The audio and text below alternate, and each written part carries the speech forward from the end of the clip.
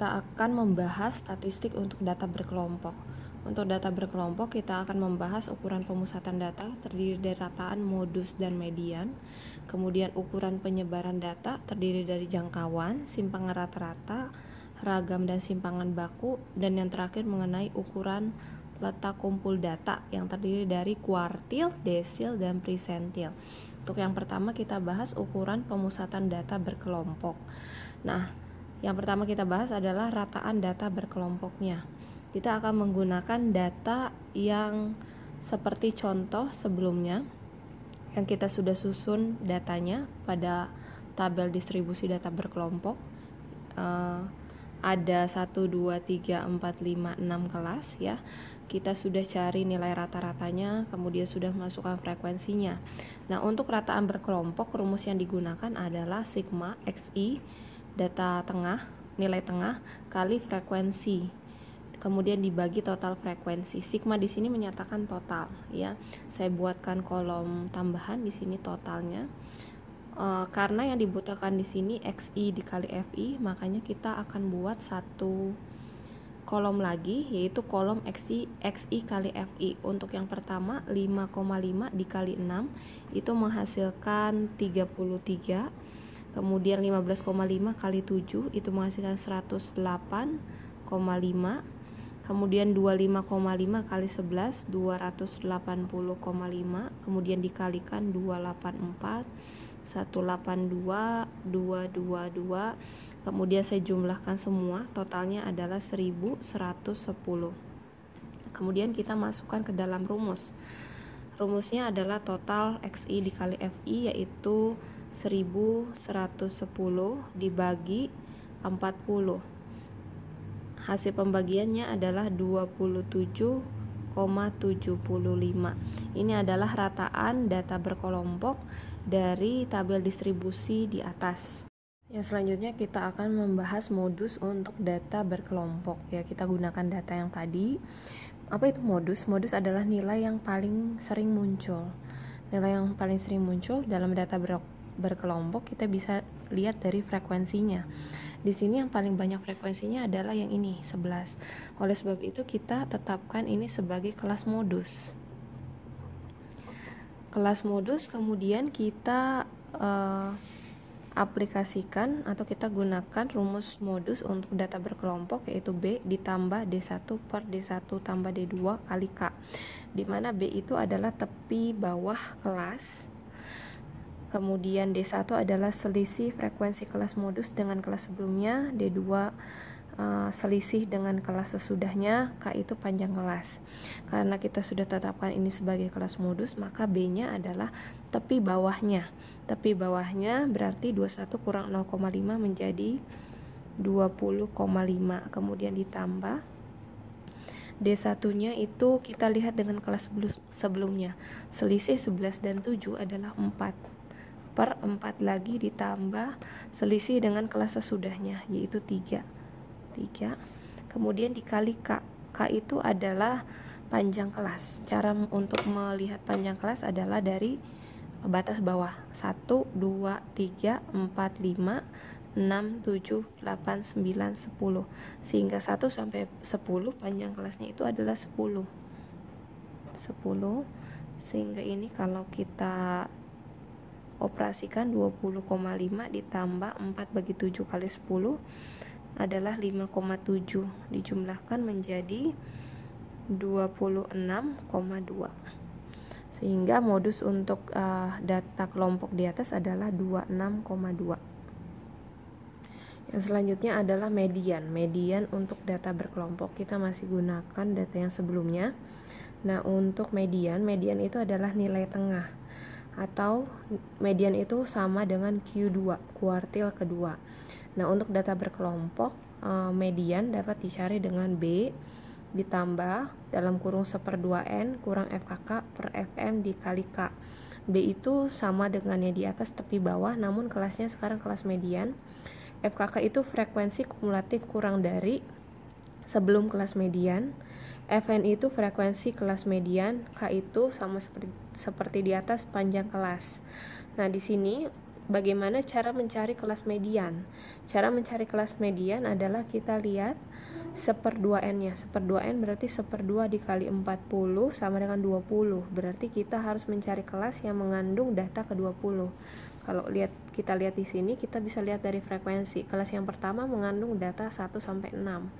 Lanjut ke kelas 2, ini sudah 13 data di sini. Lanjut ke kelas 3, ini 24 data. Berarti data ke-20 sebenarnya ada di kelas yang sini. Data ke-20 ada di kelas yang ini, sehingga ini juga adalah kelas median. Tadi adalah kelas modus, sekaligus ini juga adalah kelas median. Karena data ke-20-nya ada di sini. Nah, oleh sebab itu, kelas inilah yang akan kita gunakan untuk mencari median. Batas bawahnya adalah 20,5. 21 kurang 0,5. Sama dengan 20,5 ditambah setengah n. Setengah dikali 40 adalah 20 dikurangi FKK, frekuensi kumulatif kelas sebelum. Karena ini adalah kelas mediannya, berarti kelas sebelumnya adalah yang ini dan ini. Frekuensi kumulatifnya adalah 6 tambah 7, 13 dibagi frekuensi kelas mediannya adalah 11. Panjang kelasnya adalah 10. Sehingga ini menjadi 20,5 ditambah 7 dikurangi 7 dibagi 11 kali 10 adalah 6,4 dijumlahkan menjadi 26,9. Sehingga median dari data berkelompok di atas adalah 26,9.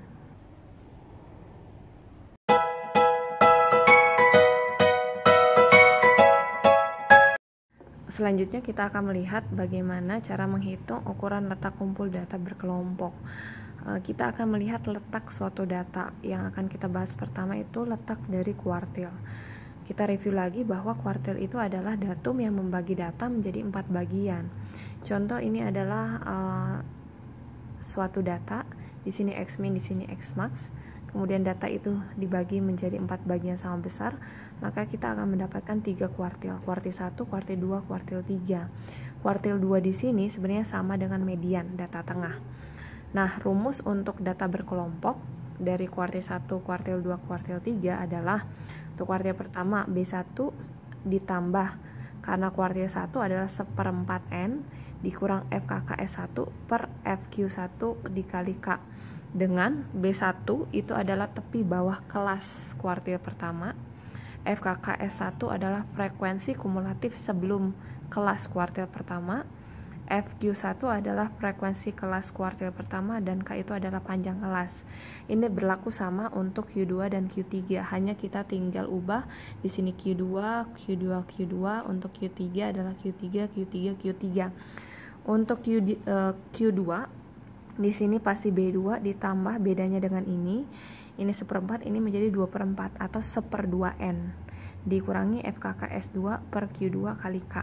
Kemudian untuk kuartil 3 di sini B3 tepi bawah kelas Q3, kemudian yang di sininya adalah 3/4 FKK S3 per FQ3 dikali K. Nah, otomatis kita harus menentukan terlebih dahulu kelas kuartil. Nah, bagaimana cara menentukan kelas kuartil? Kita lihat dari kuartil pertama. Kuartil pertama itu adalah 1/4N. Menggunakan contoh yang sebelumnya, datanya 40 menjadi 1/4 kali 40 adalah 10. Berarti Q1 itu berada pada kelas yang memuat data ke-10. Kalau kita lihat dari data yang telah kita bahas sebelumnya, data yang ke-10 ada di kelas ini. Sampai sini ada 6 data, sampai sini ada 13 data. Berarti data ke-10 sebenarnya ada di kelas yang kedua. Nah, ini kita namakan kelas kuartil pertama. Bagaimana dengan kelas kuartil kedua? Berarti 1/2N, yaitu 20. Berarti kuartil kedua berada pada kelas yang memuat data ke-20. Sampai sini 6, sampai sini 13, sampai sini 24. Oh, berarti 20 ada di kelas yang sini. Data ke-20 ada di kelas yang ini, sehingga ini dinamakan kelas kuartil kedua. Kemudian Q3 itu 3/4 kali 40, yaitu 30. Berarti kuartil ketiga berada pada kelas yang memuat data ke 30, sampai sini 24, sampai sini 24, sampai sini 32, sehingga kuartil ketiga itu ada di sini. Jadi dinamakan kelas kuartil ketiga. Kita aplikasikan rumusnya. B1 kita lihat kuartil pertama, tapi bawahnya adalah 11 kurang 0,5 yaitu 10,5, ditambah dalam kurung 1/4 N yaitu 10 dikurangi FKK SI. Ini adalah frekuensi kumulatif kelas sebelumnya. Kelas sebelumnya itu yang ini, berarti frekuensinya adalah 6 kurang 6 dibagi frekuensi kuartil pertama adalah 7 dikali panjang kelas. Panjang kelasnya di sini 1 sampai 10. 1 sampai 10 kalau dihitung satunya juga ikut ya. Menjadi 1 2 3 4 5 6 7 8 9 10. Ada 10. Panjang kelasnya adalah 10. Ini menjadi 10,5 ditambah ini 4/7 kali 10 adalah 5,71 sama dengan dijumlahkan menjadi 16,21. Itu untuk kuartil pertama. Kuartil pertama adalah 16,21. Berarti ini data yang membagi 4 ini adalah batas pertamanya. Data yang kurang dari 16,21 adalah 1/4 data dari keseluruhan data, karena ini yang membagi 4 dan ini yang pertama. Nah, kemudian untuk kuartil kedua kelasnya yang ini, tapi bawahnya adalah 20,5 ya, kemudian ditambah 1/2 N adalah 20 dikurangi frekuensi kumulatif kelas sebelum yang ini dan yang ini, berarti 13 dibagi frekuensi pada kelas kuartil kedua yaitu 11,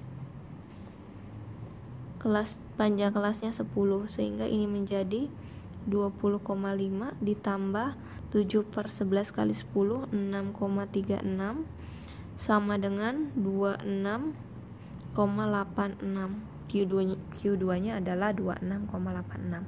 Lanjut ke Q3 kelasnya yang ini, tapi bawahnya adalah 30,5 ditambah 3/4 dari 40 30 dikurangi frekuensi kumulatif kelas sebelum.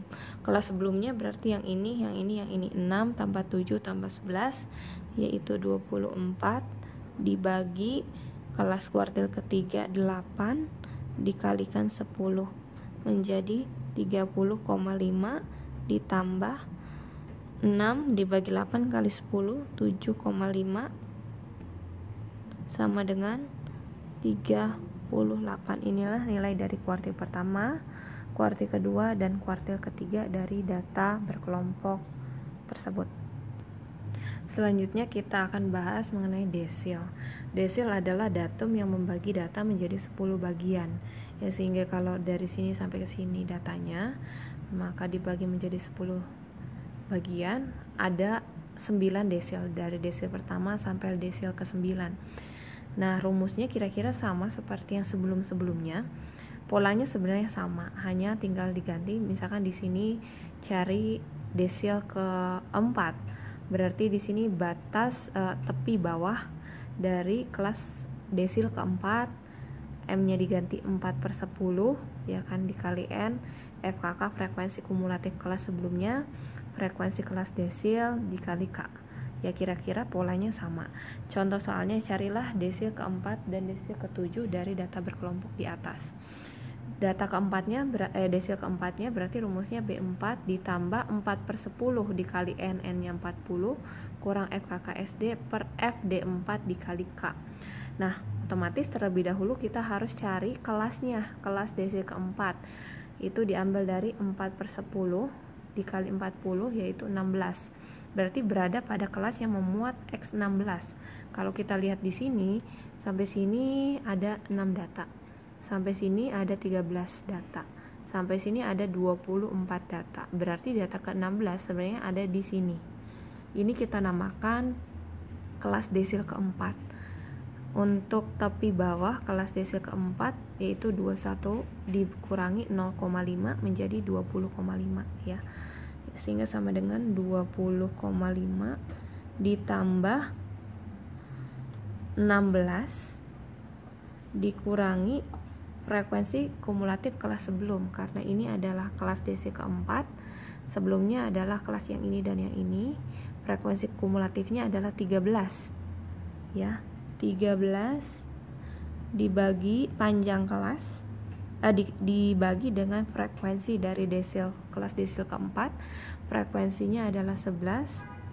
Kita tulis di sini 11 dikali panjang kelasnya 10, sehingga 20,5 ditambah ini berarti 3 bagi 11 kali 10 yaitu 27,27 dijumlahkan menjadi 20,77. Itulah desil keempat.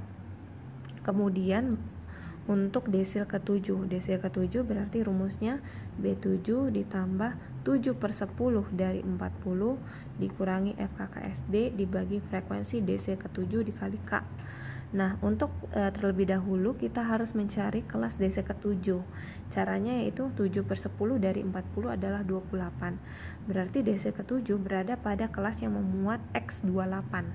Kita lihat lagi sampai sini sampai sini 6, sampai sini 13, sampai sini 24. Setelah 24 ditambah 8 lagi menjadi 32. 24 ke 32, oh berarti di sini ada data ke 28 sehingga kita namakan kelas desil 7 ya. Ini kelasnya. Nah, kita lihat tepi bawahnya adalah 30,5 sehingga sama dengan 30,5 ditambah 7/10 dari 40 adalah 28 dikurangi frekuensi kumulatif kelas sebelum, karena ini adalah kelas desil ke-7, kelas sebelumnya yang ini dan yang ini. 6 tambah 7 tambah 11 yaitu 24 dikurangi 24 dibagi frekuensi kelasnya itu 8 ya, panjang kelasnya 10, sehingga 30,5 ditambah ya ini 4 bagi 8 kali 10 yaitu 5 sama dengan 35,5. Itu adalah nilai dari D7. Selanjutnya adalah persentil. Apa yang dimaksud persentil? Persentil adalah datum yang membagi data menjadi 100 bagian. Berarti ada presentil pertama sampai presentil 99.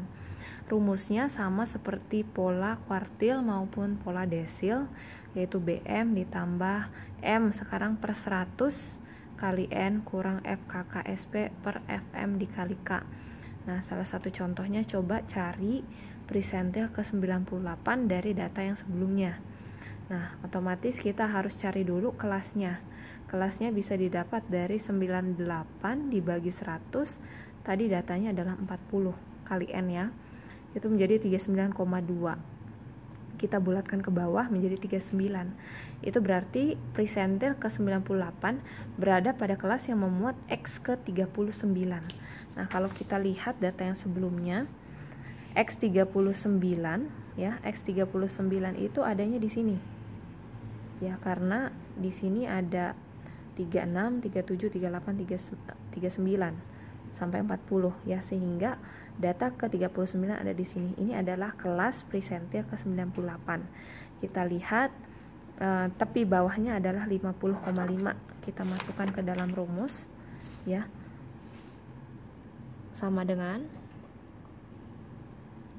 50,5 ditambah 98 per 100 kali 40 adalah 39,2 dikurangi frekuensi kumulatifnya. Frekuensi kumulatifnya kalau kita lihat lagi, karena ini adalah kelasnya, berarti yang ini tambah ini tambah ini tambah ini tambah ini adalah 36 ya. 36 frekuensi kelasnya. Frekuensi kelasnya yaitu 4 ya. 4. Panjang kelasnya 10.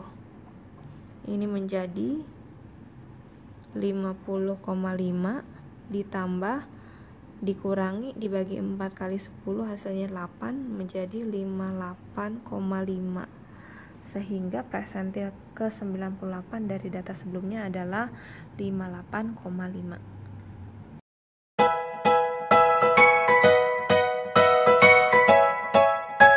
Selanjutnya kita akan melihat ukuran penyebaran data berkelompok. Ada 3 yaitu jangkauan, simpangan rata-rata, dan ragam.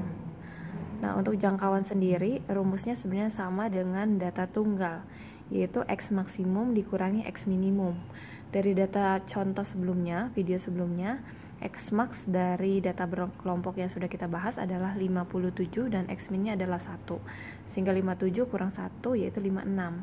Selanjutnya simpangan rata-rata.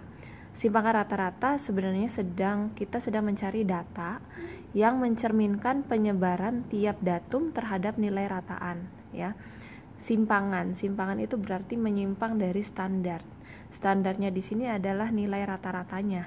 Ya, jadi nanti kita akan lihat simpangannya. Simpangannya itu tentu saja dari misalkan rata-ratanya adalah 5. Data yang pertama adalah 1. Berarti kan simpangannya adalah 4 ya. Kita akan mencari simpangan dari tiap data terhadap nilai rata-ratanya yang kita tetapkan sebagai standar. Sehingga rumusnya SR sama dengan 1/n dari sigma 1 sampai n. Ini adalah simpangannya, XI kurang X bar, ini simpangannya. Kalau ada frekuensinya dikali frekuensi, nanti dirata-ratakan yaitu dibagi n. Ya, jadi ini adalah simpangan rata-ratanya. Nah, bar. Karena di sini ada FI kali XI kurang X bar mutlak, maka kita harus membuat kolom baru yang pertama XI kurang X bar. XI kurang X bar. Ini adalah pengurangan dari nilai tengah dan nilai rata-rata. Kemudian kita buat kolom baru lagi, yaitu FI dikali kolom yang ini. Nah, nanti sigmanya adalah semua dijumlahkan, hasilnya di sini adalah nilai sigmanya. Kemudian nanti kita bagi n. Oke, terlebih dahulu kita isi yang ini. XI kurang X bar. X barnya sudah ada 27,75. Berarti ini XI-nya adalah 5,5 kurang 27,75. Hasilnya minus, namun karena ada mutlak, semua hasil di sini akan menjadi positif. Ini menjadi 22,25. Selanjutnya 15,5 kurang 27,75 dimutlakkan menjadi 12,25. Selanjutnya 25,5 kurang 27,75 dimutlakkan menjadi 2,25. Selanjutnya 35,5 kurang 27,5 hasilnya 7,75. 45,5 kurang 27,75 hasilnya 17,75. 55,5 kurang 27,5 hasilnya 27,75. Setelah itu kolom yang ini kita kalikan dengan FI. 22,25 dikali 6 adalah 133,5. 12,25 dikali 7 menjadi 85,75. 2,25 dikali 11 menjadi 24,75. 7,75 kali 8 menjadi 62. 17,75 kali 4 menjadi 71. Kemudian 27,75 kali 4 menjadi 111. Ini dijumlahkan menjadi 488. Selanjutnya kita bisa masukkan ke dalam rumus. 1/n itu 140. Sigma dari 1 sampai n dari rumus yang ini adalah 488. Ini hasilnya adalah 12,2. Simpangan rata-rata dari data berkelompok di atas adalah 12,2. Selanjutnya yang ketiga, kita akan melihat ragam dan simpangan baku. Sebenarnya ragam dan simpangan baku ini adalah data-data yang menjelaskan penyebaran data di setiap rataan. Kita mau melihat bagaimana penyebarannya di sekitar rataan data berkelompok. Nah, untuk ragam dan simpangan baku ada dua rumus, yaitu untuk populasi dan untuk sampel, ya. Ragam untuk populasi rumusnya adalah S kuadrat sama dengan 1/N dikali sigma I 1 sampai N dari XI kurang X bar kuadrat. Bedanya dengan yang di atas, yang ini kita kuadratkan, kalau yang di atas tidak. Yang di sini simpangannya kita kuadratkan. Nah, apa bedanya untuk sampel? Untuk sampel bedanya hanya di sini. Ya, di sini 1/N, di sini 1/N kurang 1. Selebihnya sudah sama. Nah, untuk data kita sebelumnya, data berkelompok yang kita bahas sebelumnya, ini pasti adalah data sampel. Yang ini pasti adalah data sampel. Kenapa? Karena yang kita ambil hanya 40 data. Ya, kalau populasi, pasti populasi ini sangat banyak, ya, ratusan atau ribuan. Namun kita hanya mengambil 40, sehingga ini adalah sampel. Oleh sebab itu kita akan menggunakan rumus yang ini, ya, untuk melihat atau menggunakan rumus yang ini. Kita perlu membuat satu kolom lagi, yaitu XI kurang X bar kuadrat. Kemudian kita jumlahkan, kemudian kita substitusi di sini. Nah, kita akan lihat sama-sama, kita akan buat satu kolom lagi, yaitu XI kurang X bar kuadrat. Karena kita sudah punya di sini, makanya ini tinggal dikuadratkan saja. 22,5 kuadrat itu hasilnya 495,0625. 12,25 kuadrat adalah 150,0625. 2,25 kuadrat adalah 5,0625. 7,75 kuadrat adalah 60,0625. 17,75 kuadrat adalah 315,0625. 27,75 adalah 70,0625. Ini dijumlahkan menjadi 1795,375. Nah, sehingga untuk rumus yang ini, sigma yang ini kita bisa substitusi dengan yang ini totalnya. Sehingga kita bisa masukkan 1/N kurang 1 adalah 1/40 kurang 1 dikali 1795,375. Ini hasilnya adalah 46,035. Jadi penyebaran data di sekitar rataan untuk data berkelompok yang kita sudah bahas tadi adalah 46,035. Yang selanjutnya adalah simpangan baku. Ada dua juga rumusnya, yaitu untuk populasi dan untuk sampel. Nah, simpangan baku ini sangat gampang sekali jika kita sudah menemukan ragam. Simbol atau simbol dari ragam adalah S kuadrat, sedangkan simpangan baku adalah S, sehingga hanya tinggal tarik akar dari ragam. Untuk simpangan baku, ya rumus yang ini kita tarik akar. Untuk yang populasi yang ini tinggal tarik akar, dan untuk sampel tinggal yang ini tarik akar. Sehingga jika kita sudah dapat ragamnya, untuk mencari simpangan bakunya sangat mudah, menjadi akar 46,035, hasilnya adalah 6,78, sehingga ragam dari data berkelompok yang tadi adalah 46,035 dan simpangan bakunya menjadi 6,79.